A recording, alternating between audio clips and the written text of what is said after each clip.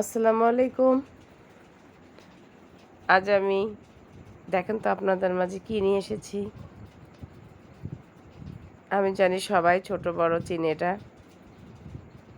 পেঁপে।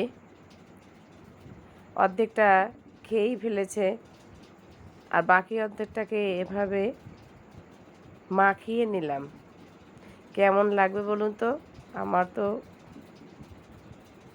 খুব ভালো লাগে এভাবে মেখে খেতে, কারণ একটু ঝাল, একটু মিষ্টি, একটু লবণ ভাবাই যায় না। আপনি বাসায় এভাবে একদিন করে দেখবেন, অবশ্যই সবাই খুব আনন্দের সহিত খাবে।